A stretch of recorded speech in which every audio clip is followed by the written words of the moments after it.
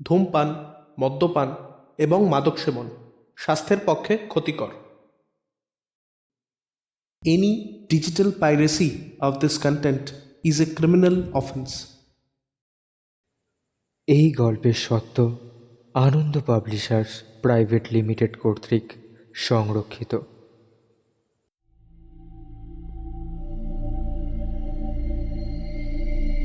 Story line YouTube channel presence.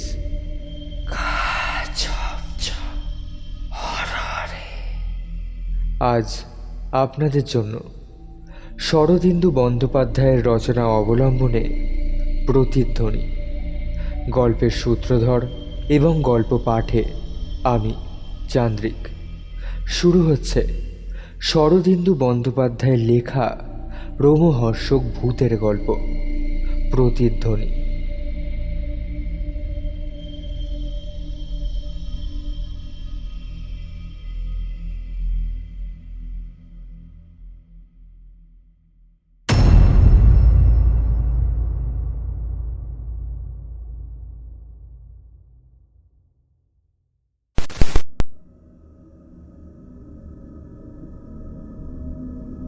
আজকের গল্পটি ভালো লাগলে অবশ্যই সাবস্ক্রাইব করবেন and don't forget to click the bell icon. তাহলে শুরু করা যাক।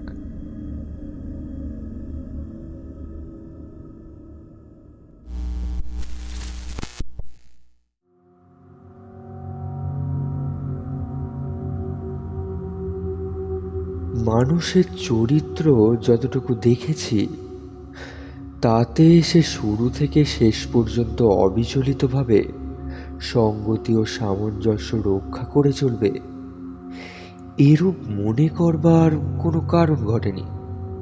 বরং একটানা সঙ্গতি দেখলেই কেমন একটা বিস্ময় জাগে, সন্দেহ হয় কোথাও বুঝি কিছু গলদ আছে। সোমনাথ বড়দার আষাঢ়ে গল্পের আসরে বড় একটা যোগ দিত না বটে, তবু সে আমাদের সকলেরই অন্তরঙ্গ বন্ধু ছিল। একেবারে প্রাণ খোলা লোক, অত্যন্ত মিশুক ও আমোদে হেসে খেলেই জীবনটা কাটিয়ে দিচ্ছিল। বাবা মৃত্যুকালে টাকা রেখে গিয়েছিলেন, সুতরাং অন্য চিন্তা ছিল না। বিবাহের ৩-৪ বছরের মধ্যে স্ত্রীও মারা গিয়েছিল, কিন্তু নিঃসন্তান অবস্থায় বিপত্নিক হয়েও সে আর বিবাহ করেনি। প্রাণ খোলা লোক হলেও তার সুবুদ্ধির দ্বারে যে অর্গল ছিল এ কথা অস্বীকার করবার উপায় নেই। মারাত্মক রকম বদখেয়ালও তার কিছু ছিল না।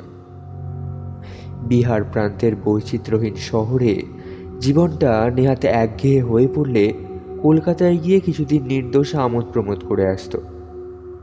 তারপর আবার হৃষ্ট মনে বিলিয়ার্ড খেলায় মনোনিবেশ করত। তার জীবনে একটি মাত্র নেশা ছিল, ওই বিলিয়ার্ড খেলা। সিগারেট পর্যন্ত তাকে কোনো দিন খেতে দেখিনি। কিন্তু শহরে থেকেও সন্ধ্যার পর বিলিয়ার্ড খেলবার জন্য ক্লাবে আসেনি এমন একটা দিনও মনে করতে পারি না। বাড়ি কেনার ব্যাপারটাও যে বিলিয়ার্ড খেলার সঙ্গে ঘনিষ্ঠভাবে সংশ্লিষ্ট তাতে সন্দেহ নেই। তার পৈতৃক বাড়ি ছিল, মন্দ বাড়ি নয়, একটু সেকেলে গোছের হলেও ভদ্রলোকের বাসের সম্পূর্ণ উপযোগী। তবু সে ১৭,০০০ টাকা খরচ করে আর একখানা বাড়ি কিনে বসল। কেন? তার কারণ অনুসন্ধান করতে গেলে এক বিলিয়ার্ড ছাড়া আর কিছুই পাওয়া যায় না। আমাদের মিউনিসিপ্যাল সীমানার এক প্রান্তে গঙ্গার ধারে একটা পুরনো বাড়ি ছিল এবং বাড়িতে একটি অতি পুরনো মেম বাস করত। বস্তুত বাড়ি অথবা বুড়ি কোনটি বেশি পুরনো এ নিয়ে আমাদের মধ্যে অনেকদিন তর্ক হয়ে গিয়েছে।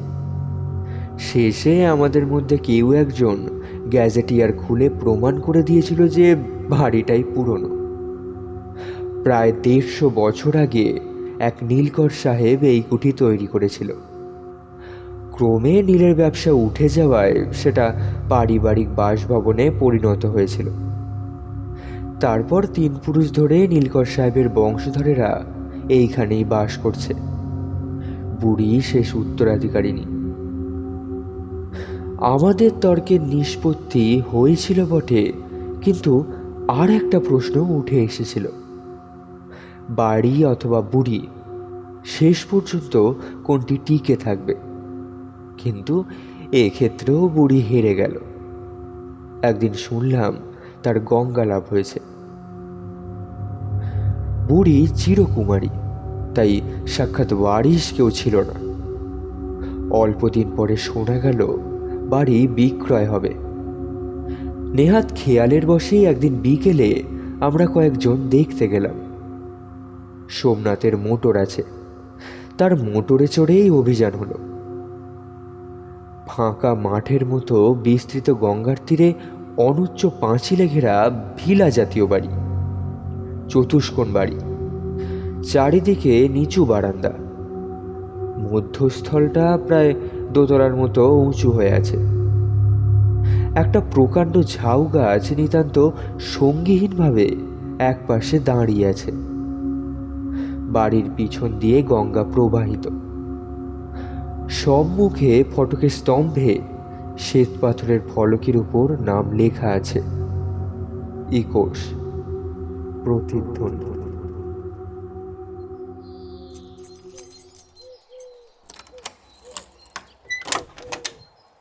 বাড়ির একজন মুসলমান চৌকিদার ছিল। সেও বোধ করি বুড়ির সমসাময়িক।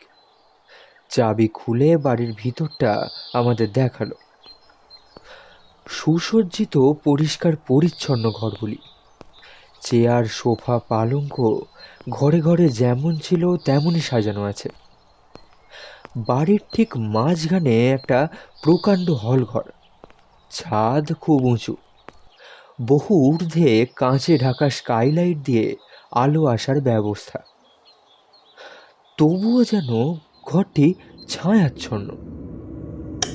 চৌকিদার সুইচ টিপে আলো জ্বালিয়ে দিল। কয়েকটা বাল্ব একসঙ্গে জ্বলে উঠল।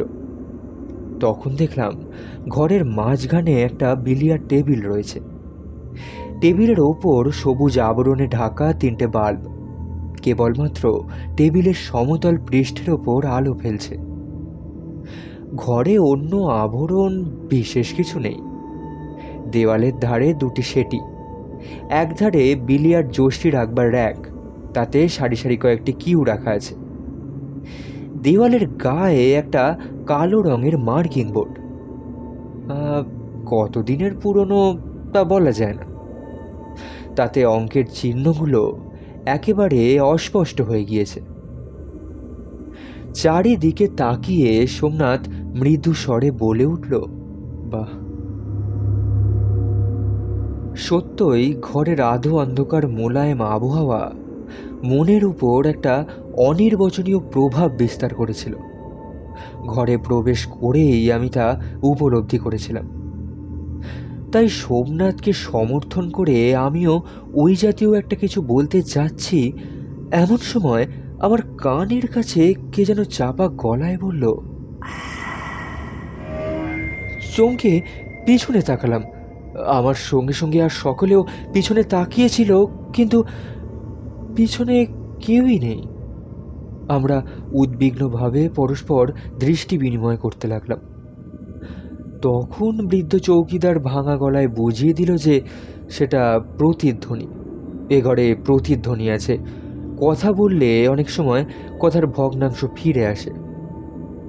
আশ্বস্ত হলাম বটে, কিন্তু মনে একটু ধোঁকা লেগে রইল। চৌকিদার অতগুলো কথা বলল, কই তার একটা কথাও তো ফিরে আসলো না। যাও, পরিদর্শন শেষ করে আমরা ফিরে আসলাম। ফেরবার পথে সোমনাথ একবার বলল, খাসা বাড়িখানা, আর ওই বিলিয়ার্ড রুমটা চমৎকার।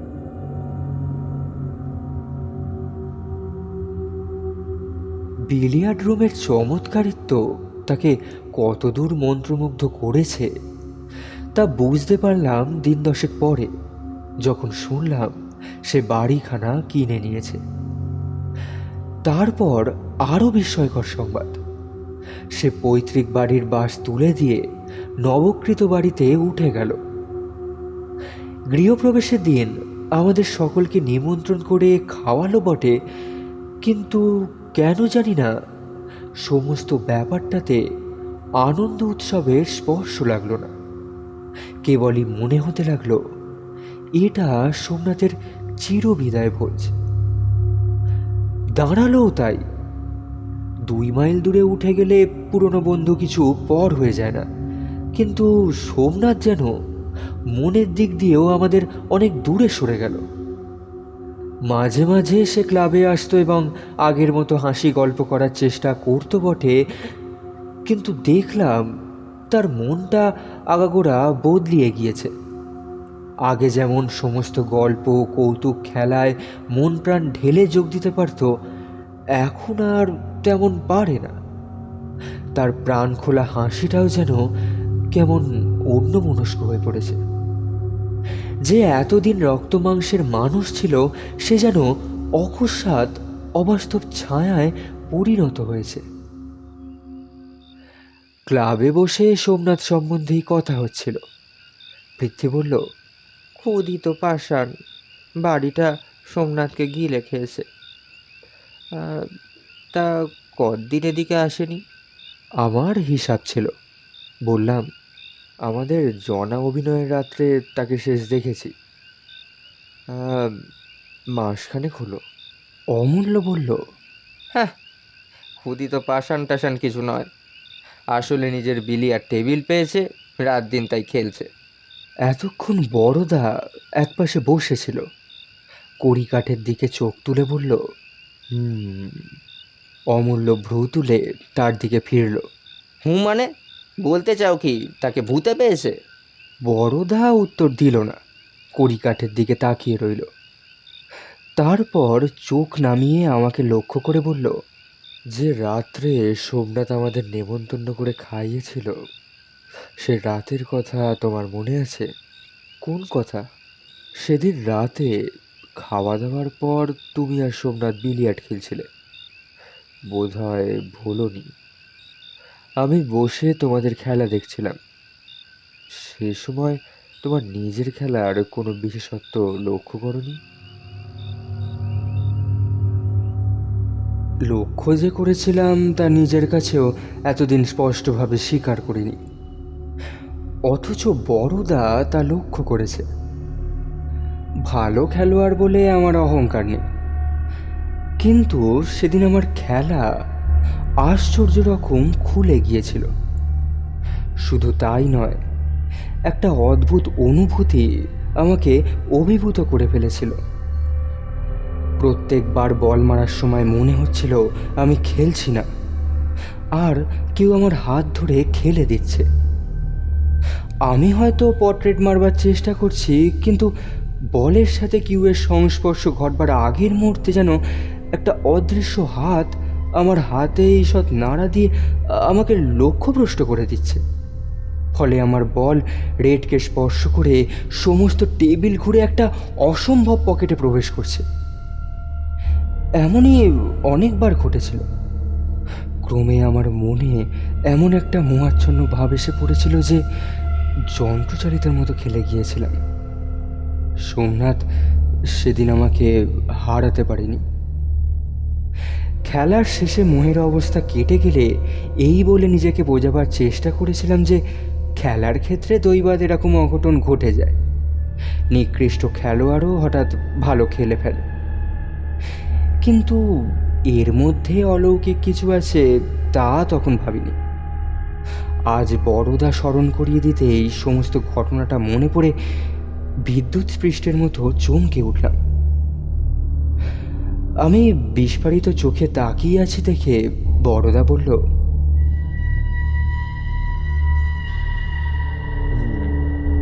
তাহলে লক্ষ্য করেছিলে।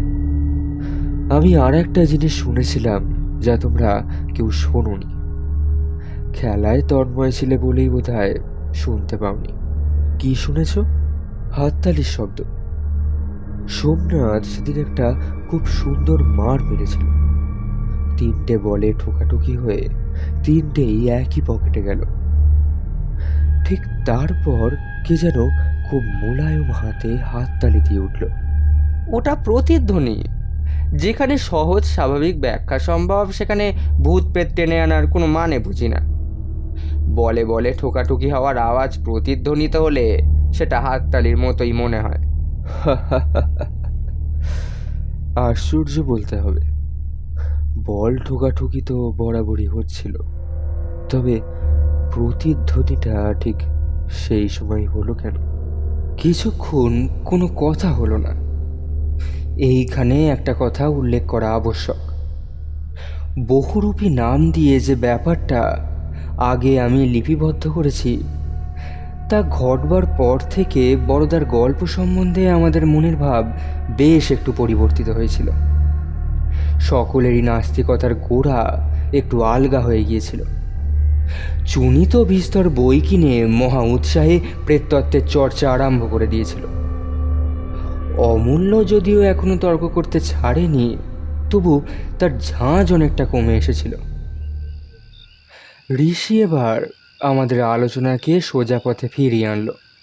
বলল, সে যা হোক, কথাটা শেষ পর্যন্ত দাঁড়াচ্ছে কি? সোমনাথ যে বাড়ি কিনে একেবারে আলাদা মানুষ হয়ে গেল, আমাদের সংসর্গ পর্যন্ত ছেড়ে দিল, এর কারণটা তো কেউ দেখাতে পারল না। তাকে ভূতে পেয়েছে এ কথায় শ্রদ্ধা করা যায় না, তবে হয়েছে কি তার? আমার কি মনে হয় যেন সোমনাথ আমাদের চেয়ে ঢের বেশি মনের মতো সঙ্গী পেয়েছে।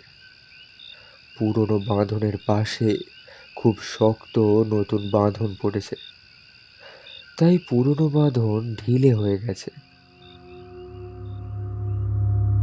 বড়দার কথার ইঙ্গিতটা ভুল করবার মতো নয়, কিন্তু এতই ওটা আজগুবি যে নির্বিচারে মেনেও নেওয়া যায় না।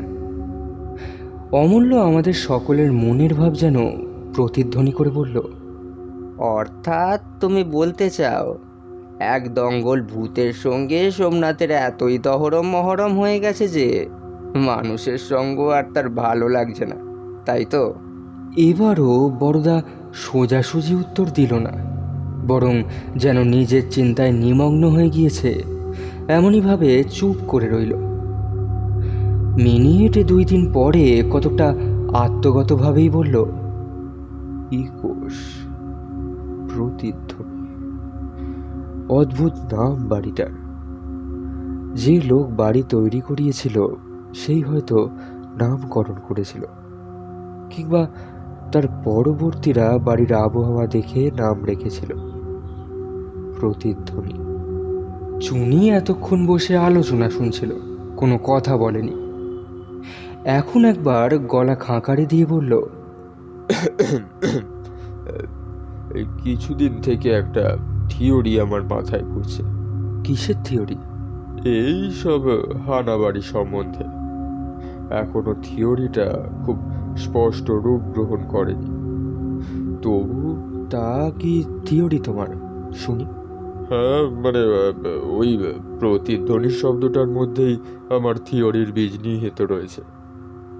দেখো, শব্দের যেমন প্রতিধ্বনি আছে, তেমনি বাস্তব ঘটনারও প্রতিধ্বনি থাকতে পারে নাকি?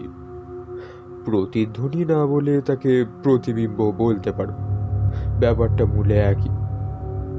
ধ্বনির প্রতিধ্বনি সবসময় থাকে না।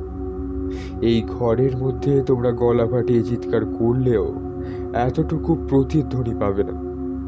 আবার এমন একটা স্থান আছে যেখানে চুপি চুপি একটা কথা উচ্চারণ করলেও কোনো অদৃশ্য প্রতিবন্ধকে ধাক্কা খেয়ে সেটা দ্বিগুণ হয়ে ফিরে আসে। আমার মনে হয় হানাবাড়িগুলো ওই জাতীয় স্থান। গ্রামোফোন রেকর্ডের মতো তারা অতীতের কতকগুলো বাস্তব ঘটনা সঞ্চয় করে রাখে, তারপর সুবিধে পেলেই তার প্রতিধ্বনি করতে থাকে। বড়দা, তোমার কি মনে হয়? থিওরিটা অভিনব বটে, কিন্তু বড়দার মুখ থেকে এর অনুমোদন আশা করা যায় না। সে গোঁড়া ভূত বিশ্বাসী। অথচ থিওরি সত্য হলে ভৌতিক কাণ্ড মাত্রই একটা যান্ত্রিক ব্যাপার হয়ে দাঁড়ায়। প্রেতজনই স্বাধীন স্বতন্ত্র অস্তিত্ব কিছু থাকে না। বড়দা ক্ষণিক চুপ করে থেকে বলল, তাহলে তোমার মতে প্রেতজনই নেই? যেগুলোকে ভৌতিক ফেনোমেনন বলে মনে হয় সেগুলো অতীতের প্রতিধ্বনি মাত্র? না, তা ঠিক নয়। আমি বলতে চাই প্রেতজনই থাক, কিন্তু হানাবাড়িতে সাধারণত যেসব ব্যাপার ঘটে থাকে সেগুলো হয়তো অধিকাংশই এই প্রতিধ্বনি জাতীয়। আচ্ছা, সোমনাথের বাড়িতে প্রতিধ্বনি আছে আমরা প্রত্যক্ষ করেছি, কিন্তু সেটা কোন জাতীয়? সেইটাই আমি পরীক্ষা করে দেখতে চাই। তোমরা কেউ রাজি আছো? কি করতে হবে? আমি স্থির করেছি একদিন সোমনাথের বাড়ি গিয়ে রাত্রি যাপন করব। সে হঠাৎ এমন বদলে গেল কেন, তার একটা সন্তোষজনক কৈফিয়ত আবশ্যক। সুতরাং মনস্তত্ত্বের দিক দিয়েও পরীক্ষাটা তুচ্ছ হবে না। আর যদি সে এমন কিছু পেয়ে থাকে যার তুলনায় তার আজন্মের সমস্ত বন্ধন ঢিলে হয়ে গেছে, তাহলে সেই অপূর্ব বস্তুটি কি তাও আমাদের জানা দরকার।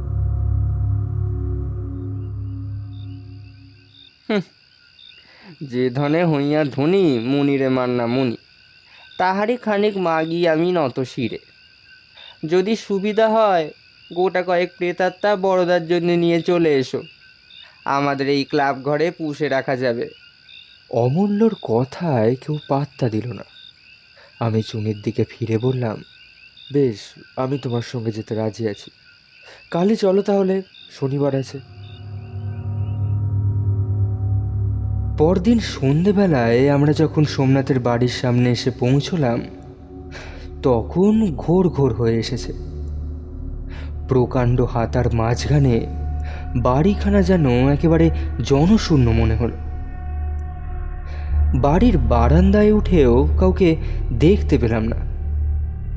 আমি ও চুনি পরস্পরের মুখের দিকে তাকাতে থাকলাম। চাকর বাকর কেউই কি নেই? সব গেল কোথায়?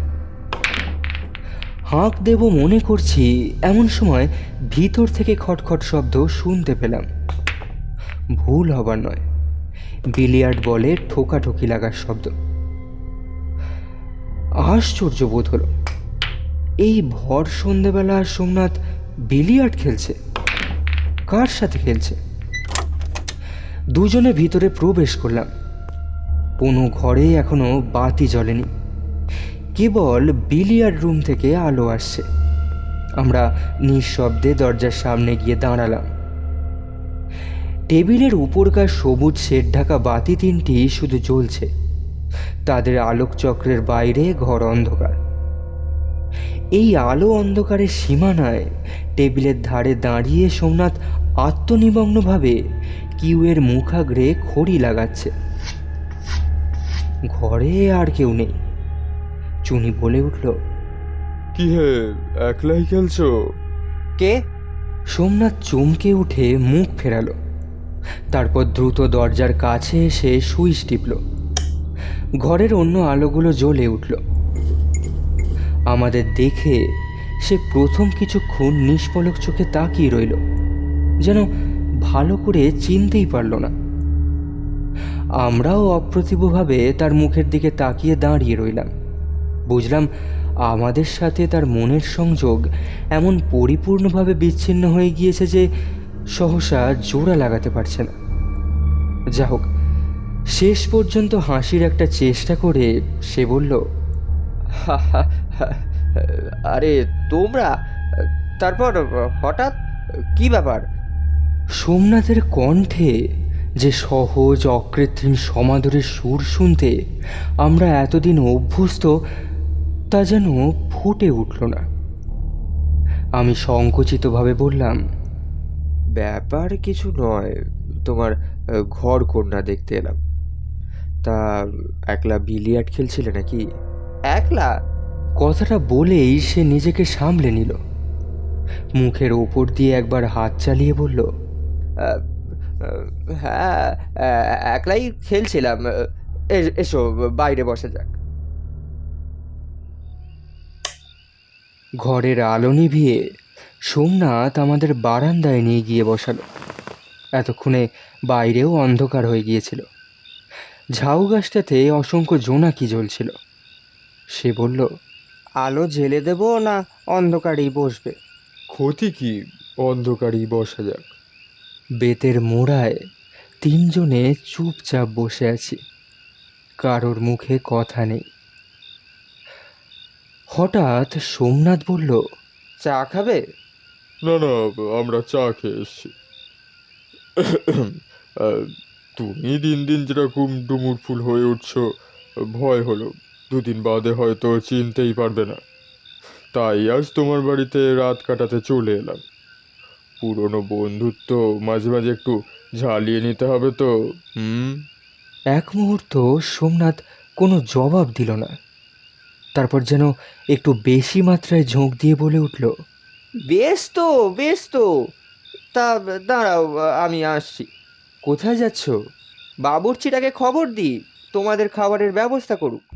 এই বলে সোমনাথ উঠে গেল। মনে মনে ভারী কুণ্ঠা বোধ করতে লাগলাম। বন্ধুত্বের দাবিতে আতিথ্য গ্রহণ করতে গিয়ে অপর পক্ষের মনে অনাগ্রহের আভাস পেলে গ্লানির আর অন্ত থাকে না। সোমনাথ বাইরে হৃদ্যতার ভান করছে বটে, কিন্তু অন্তরের সাথে আমাদের সাহচর্য চায় না। তা বুঝতে বেশি কষ্ট করতে হলো না। আগেকার অবাধ স্বচ্ছন্দ আত্মীয়তা আর নেই। শুধু তাই নয়, আমরা হঠাৎ এসে পড়ায় সে বিশেষ বিব্রত হয়ে পড়েছে, যেন তার সুনিয়ন্ত্রিত কার্যধারায় আমরা বিঘ্ন ঘটাচ্ছি। চুনি খাটো গলায় বলল, কি হে, কিরকম মনে হচ্ছে? সুবিধের নয়, ফিরে গেলেই বোধহয় ভালো হতো।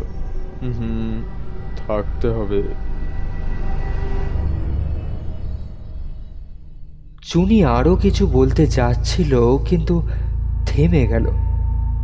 পরিপূর্ণ অন্ধকারে কেউই কাউকে দেখতে পাচ্ছিলাম না। অস্পষ্ট শব্দে বুঝলাম সোমনাথ ফিরে এসে মোড়ায় বসল। মোড়ার মচমচ শব্দ যে শুনেছিলাম তা শপথ করে বলতে পারি। চুনি সহজ আলাপের সুরে সোমনাথকে উদ্দেশ্য করে বলল, তারপর একলা থাকতে তোমার কোনো কষ্ট হচ্ছে না? হুম। সোমনাথ কোনো উত্তর দিল না। এই সময় কেন জানি না আমার ঘাড়ের রোঁয়া হঠাৎ শক্ত হয়ে খাড়া হয়ে উঠল। চুনিও হয়তো কিছু অনুভব করে থাকবে। কিছুক্ষণ স্তব্ধ থেকে সে হঠাৎ দেশলাই জানল। দেখলাম সোমনাথের মোড়ায় কেউ বসে নেই। দেশলাইয়ের কাঠি শেষ পর্যন্ত জ্বলে আস্তে আস্তে নিভে গেল। অবরুদ্ধ নিঃশ্বাস মোচন করে চুনি মৃদুস্বরে বলল, প্রতিধ্বনি। এবার সোমনাথের স্পষ্ট পদশব্দ শুনতে পেলাম। শব্দটা কাছে আসতেই চুনি বলে উঠল, সোমনাথ, হ্যাঁ, আলোটা জ্বেলে দাও ভাই, অন্ধকার আর ভালো লাগছে না। বারান্দার আলো জ্বালিয়ে দিয়ে সোমনাথ এসে বসল। সাদা ঢাকনার মধ্যে মৃদু শক্তি বাল্ব স্নিগ্ধ আলো বিকীর্ণ করতে লাগলো। অন্ধকারের চেয়ে ভালো, তবু পরস্পরের মুখ দেখা যায়। সোমনাথ বলল, ওই বাবুর্চিটাকে বলে এলাম, শুধু মুরগির কারি আর পরোটা, তার বেশি কিছু জোগাড় হয়ে উঠল না। ইতিমধ্যে যে ক্ষুদ্র ব্যাপারটা ঘটে গিয়েছিল তার উল্লেখ না করে চুনি বলল, যথেষ্ট যথেষ্ট।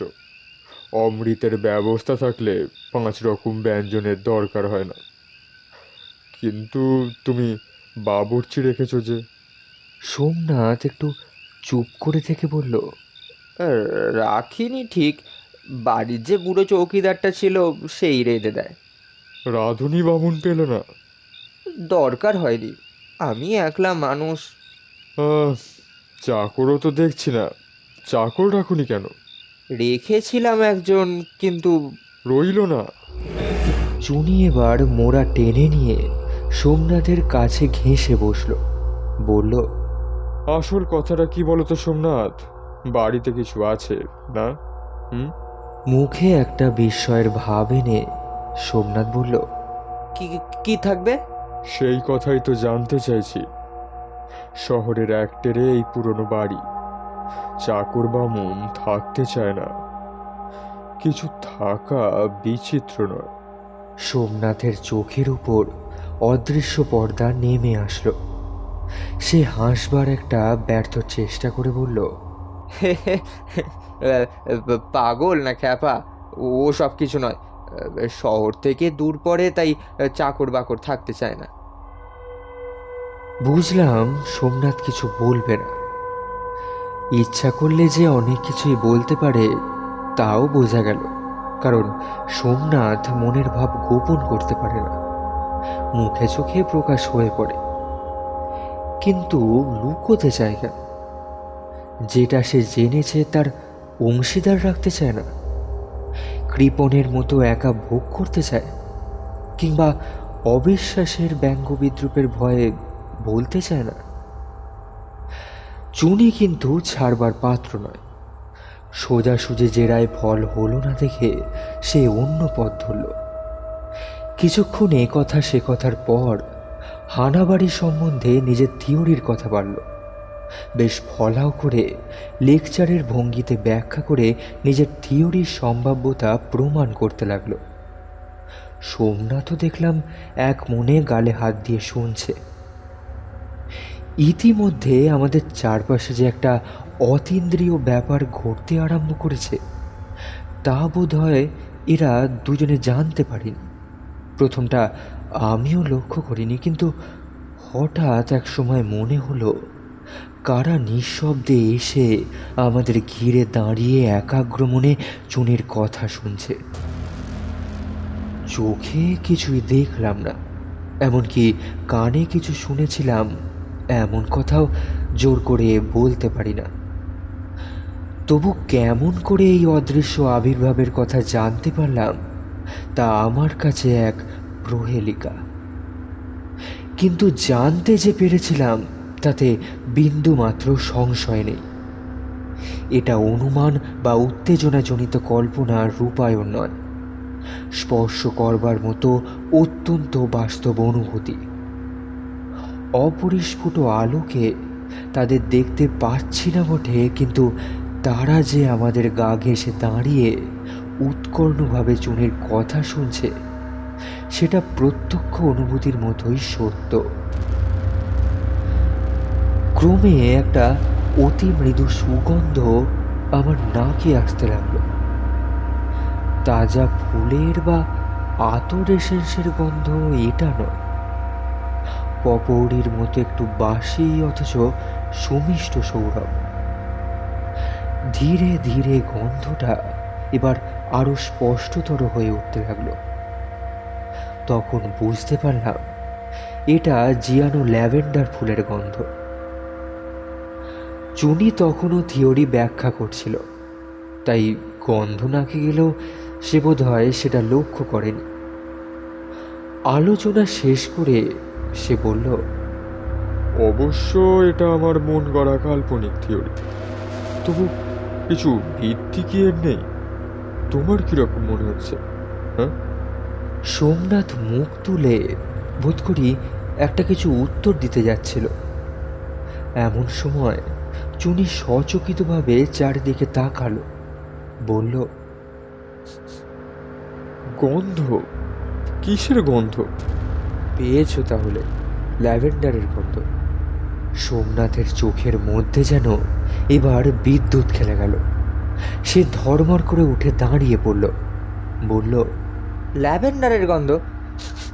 না না, তোমাদের ভুল। কই গন্ধ কই? আমি তো আমি তো কিছু পাচ্ছি না। সত্যি পাচ্ছ না? না, কই কোনো গন্ধ তো নেই। বলে সোমনাথ সজোরে মাথা নাড়ল। সে যেন জোর করেই গন্ধটা উড়িয়ে দিতে চায়, কিন্তু গন্ধকে উড়িয়ে নিয়ে গেল অন্য জিনিস। হঠাৎ একটা দমকা হাওয়া বাড়ির ভিতর দিক থেকে এসে সমস্ত গন্ধটুকু এক নিমিষে ভাসিয়ে নিয়ে চলে গেল। বিস্মিতভাবে বাইরের দিকে তাকালাম। ঝাউ গাছের জোনাকি মণ্ডিত বিরাট দেহ অন্ধকারে চোখে পড়ল। ঝাউ গাছ একেবারে নিস্তব্ধ। অল্প মাত্র বাতাস বইলে যে গাছ মর্মর ধ্বনি করে ওঠে, তাতে বিন্দুমাত্র শব্দ নেই।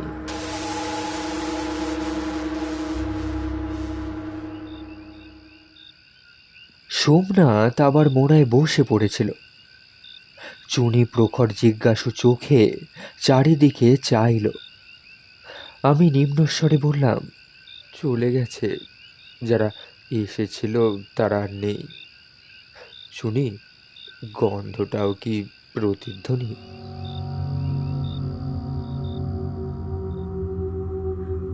তারপর গরুর গাড়ি যেমন ভাঙা অসমতল পথ দিয়ে চলে, তেমনি অসংলগ্ন বাধাবহুল আলোচনার ভিতর দিয়ে আহারের পূর্বের ঘন্টা দুই সময় কেটে গেল। সোমনাথ মুহ্যমান হয়ে রইল। আমরাও মনের মধ্যে একটা নামহীন অস্বাচ্ছন্দ্য নিয়ে বসে রইলাম। অসাধারণ আর কিছুই অনুভব করলাম না।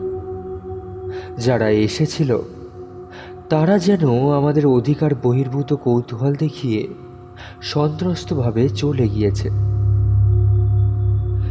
নিঃশব্দে আহার শেষ হলো। বুড়ো চৌকিদার পরিবেশন করল। অনুভবে বুঝলাম সেও আমাদের উপর খুশি নয়।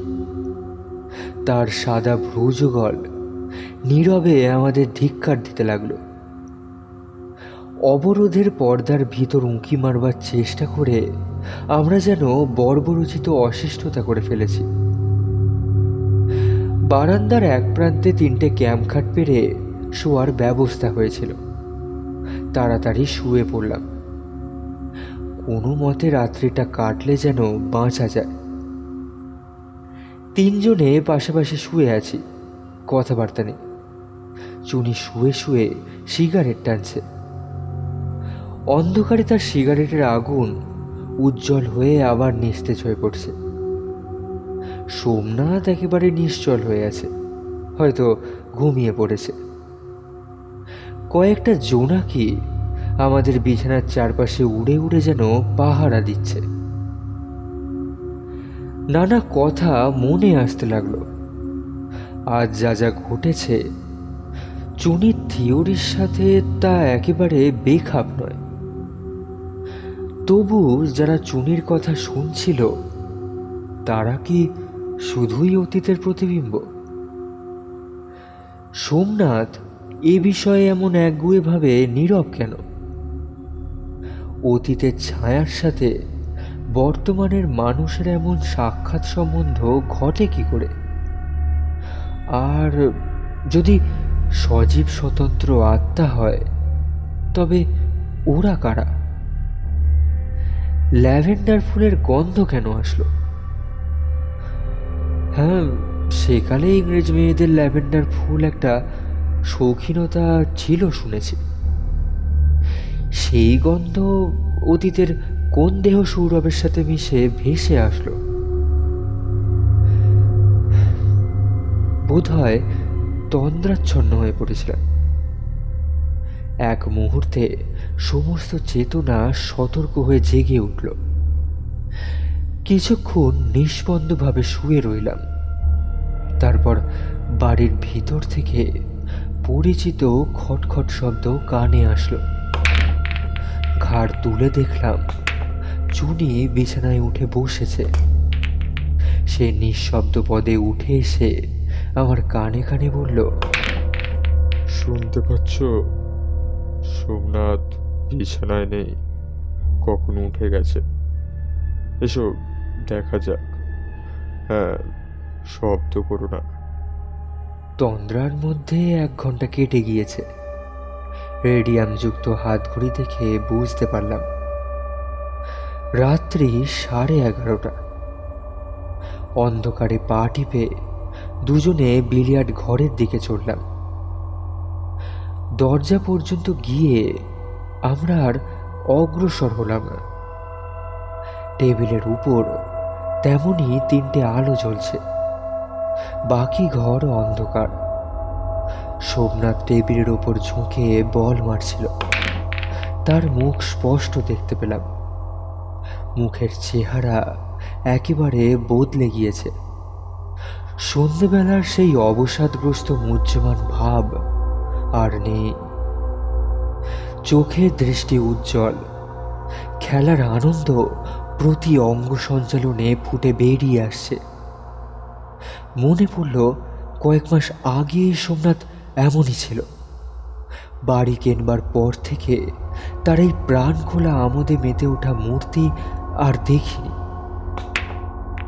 বল মেরে সোমনাথ লঘু কণ্ঠে হেসে উঠল। তারপর নিজেই সচকিতে ঠোঁটের উপর আঙুল রেখে মৃদু স্বরে কি একটা বলল।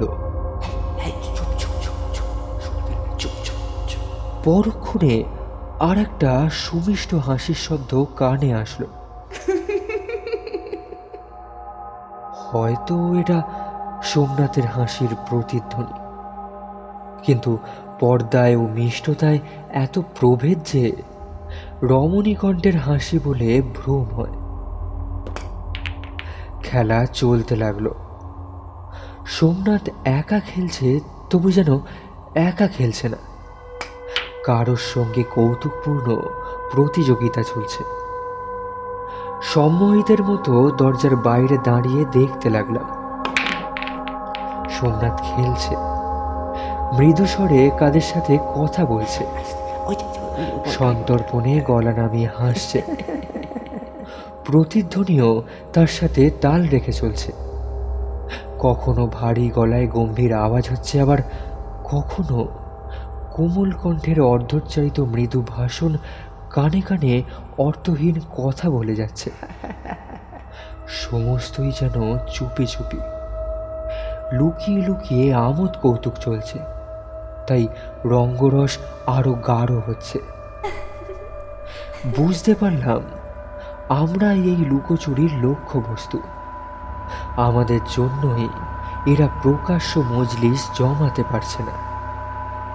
সন্ধ্যেবেলায় এসে রঙ্গ ভঙ্গ করেছিলাম, পাছে জেগে উঠে আবার বিঘ্ন করি।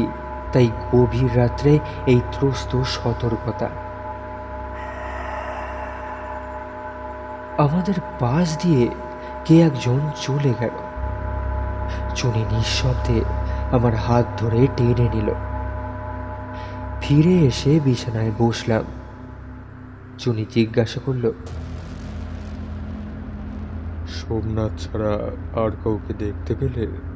না, চোখে দেখিনি, কিন্তু জানি, কিন্তু সেগুলো যে আমাদের মনের কল্পনা নয় তার প্রমাণ কি? সোমনাথ হয়তো পাগল হয়ে গেছে, তাই নিজের মনে হাসছে, কথা বলছে। কিন্তু গন্ধ, আওয়াজ, এগুলো কি? এগুলো প্রতিধ্বনি হতে পারে। হয়তো এই প্রতিধ্বনি সোমনাথকে পাগল করে দিয়েছে। এখনো পর্যন্ত আমরা চোখে কিছু দেখিনি, শুধু শব্দ আর গন্ধ। অতীতের কতগুলো শব্দগন্ধ এই বাড়িটাকে আঁকড়ে ধরে আছে। তাতে দেহবিমুক্ত স্বতন্ত্র আত্মার অস্তিত্ব প্রমাণ হয় না। প্রমাণ যে হয় তার পরিচয় সঙ্গে সঙ্গে পেলাম। জোনাকির উল্লেখ আগে কয়েকবার করেছি। এখন দেখলাম কয়েকটা জোনাকি আমাদের মুখের সামনে এসে শূন্যে তাল পাকাতে লাগলো। তাদের সঞ্চরমান নীল আলো ক্রমশ ঘনীভূত হয়ে জমাট আকার ধারণ করছে। দেখতে দেখতে একখানি মুখ ওই জোনাকির আলোয় শূন্যে ফুটে উঠতে লাগলো। কেমন করে এটা সম্ভব হলো জানি না, কিন্তু একটা পাংশু নীলাভ নারী মুখ স্পষ্ট আমাদের চোখের সামনে ফুটে উঠল। যেন অন্ধকারের পটে জোনাকির আলো দিয়ে একটা ছবি আঁকা হচ্ছে। মোমে গড়া মুখোশের মতো নিশ্চল মুখ, কিন্তু চোখে কটাক্ষ রয়েছে। ক্ষণিকের জন্য একটা জীবন্ত মানসী অস্তিত্বের স্পর্শ অনুভব করলাম। তারপর জোনাকিরা ছত্রভঙ্গ হয়ে গেল। দেহের সমস্ত পেশি শক্ত করে রইলাম। বুকের স্পন্দন দপদপ করে কণ্ঠের কাছে ধাক্কা খেতে লাগলো। কতক্ষণ এইভাবে কেটে গেল জানি না। আমি প্রথম কথা বললাম, চুনি, এবার চোখে দেখা হয়েছে, এও কি প্রতিধ্বনি? চুনি কোনো উত্তর দিল না। আস্তে আস্তে বিছানায় শুয়ে পড়ল।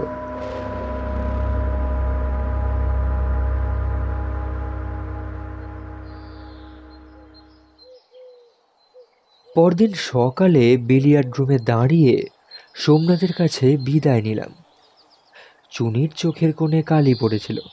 সম্ভবত আমার মুখখানাও নিশ্চিহ্ন ছিল না, কিন্তু আয়নার অভাবে নিজের অবস্থা ঠিক বুঝতে পারলাম না।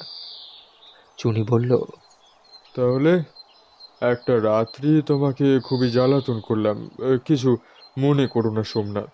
না না, সে কি কথা? যা হোক, আমাদের দিক থেকে অভিযান একেবারে নিষ্ফল হয়নি। কতকগুলো নতুন অভিজ্ঞতা লাভ করা গেল। আমাদের দুঃখ শুধু এই যে তোমার অভিজ্ঞতা তুমি আমাদের কাছে লুকিয়েই রাখলে, প্রকাশ করলে না। চুনির কথায় সোমনাথ কুণ্ঠিত চোখে চেয়ে রইল। চুনি আবারও বলে চলল, আমার থিওরি কাল তোমায় বলেছি, সেটা সত্যি কিনা ইচ্ছে করলেই তুমি বলতে পারতে। কি কি বলতে পারতাম? সোমনাথ ঢোক গিলল। এখনো বলতে পারো। কাল রাত্রে আমরা যা যা অনুভব করেছি সেগুলো কি এই বাড়িতে সঞ্চিত কতগুলো স্মৃতির ছায়া, না সত্যিকারের জীবন্ত কিছু আছে? সোমনাথ এর কোনো উত্তর দিল না। ঘাড় হেঁট করে বসে রইল। উত্তরটা দিল প্রতিধ্বনি। কানের কাছে চুপি চুপি বলল,